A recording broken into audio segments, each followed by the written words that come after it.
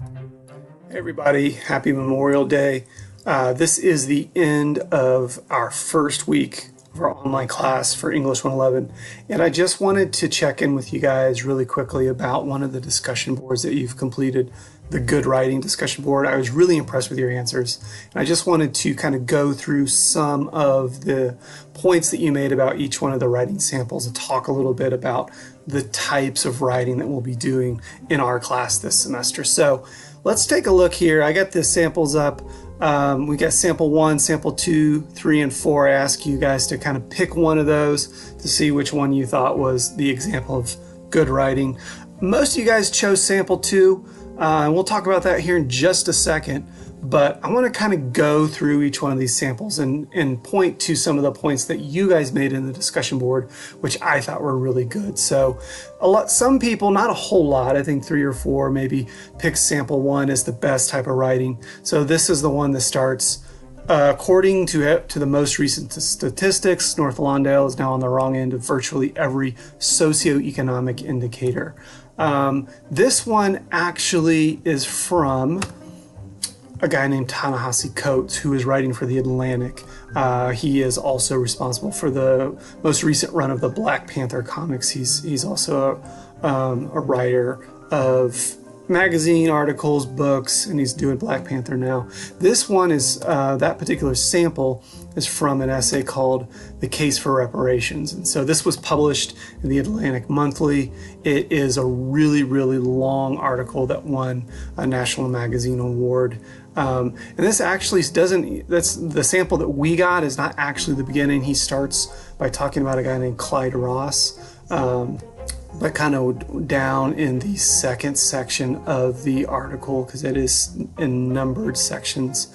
You get this, you get the part that we saw. So this is kind of him digging into some of the facts and figures of this neighborhood in Chicago.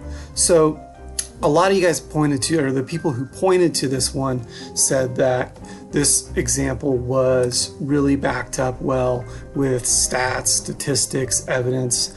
It had an objective tone so that you couldn't really get a sense for the writer's personality, because there's a large degree of rhetorical separation between the reader and the writer. So this feels more removed in that case. So those are, I think, really good observations about that first sample. Now, the second sample is a sample that most people chose, and so you guys pointed to things like tone, suspense, the descriptive quality of this one. You know, you go down here, I'm young, tan, and fit, I've got a lot of hair, I don't smoke or drink. So there's a lot of details here, but you also really get a sense for who is speaking in the writing. You get a sense for the person behind the writing. And that, I think, is one of the big differences between sample 1 and sample 2. So if we go down here to sample 2, you'll notice that sample 2 is by a guy named Tim O'Brien, and it's actually a selection from his book of short stories, The Things They Carried. And this particular story is called On Rainy River. And so I'll put some links up here at the end, or toward the end of today, with a little bit more information about links to some of these essays in case you're interested in checking them out. But this is from a short story called On Rainy River, and what the character is actually trying to decide in this particular selection is whether or not he is going to cross this lake into Canada to avoid going to fight in the Vietnam War. He was drafted. So that's kind of the big decision that a lot of you guys pointed to. You know, there's a sense of suspense of the character, you know, having to decide something. Sample 3, not a lot of people chose sample 3, but sample 3 is actually our poem. So sample 3 was written by a poet named Sharon Olds. It's called My Son the Man. And so basically what I did was just take the poem, take it out of line breaks, and put it into a paragraph. So a lot of you guys pointed to My Son the Man as having a lot of really great details, having some interesting word choice, which I thought was good. And then you also pointed to the figurative writing, so the metaphor. And this one seemed to move a little bit different than the others, especially sample 1 is pretty straightforward linear, sample 2 is narrative, sample 3 moves in a more associative way, so kind of a leap from one thought to the next. And then we've got kind of the outlier, sample 4. Not a lot of people chose sample 4, but a few people did, and it's always interesting to kind of see who picks what. Sample 4 is by a writer named Lindy West, who has a book out named Shrill. She writes for Jezebel and some other magazines. She wrote this for an alt weekly called The Stranger, which is the alt weekly newspaper in Seattle.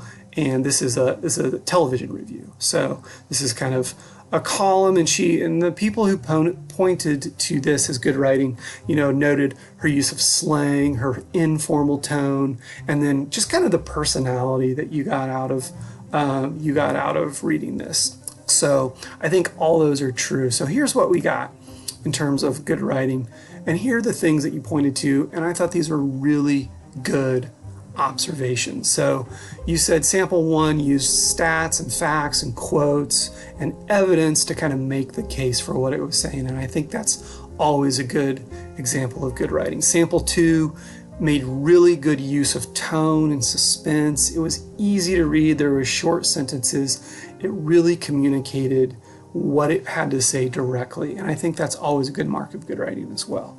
Sample 3 had lots of details, interesting word choice, also figurative language, and then sample 4 has his kind of own personality and slang and an informal tone. So these are all really interesting answers to the question, what makes writing good? Now, we're going to practice a whole lot of different types of writing over the course of a semester. And so you probably, knew or suspected as you did this discussion board, there probably isn't one right answer. And so the thought that I want to leave you with is that different kinds of writing can be good, obviously, but it all depends on context. It depends on who the writing is for, who the audience for the piece is, but also what the purpose is, and then what the rhetorical situation is. We're going to talk more about rhetorical situation as we get into our first major assignment, which is the summary and paraphrase essay. So we'll talk more about that in the coming week or two. But I just wanted to point out the ways that you guys answered this question, and just to tell you, great job. I really enjoyed reading your responses. It is Monday, so let me just give you a reminder, your email assignments, if you haven't done those, your syllabus quiz, and then your follow-up post to the 2 discussion boards. Those are all due by midnight tonight. So hope you're having a great weekend, and I will be in touch with you soon. Have a great day.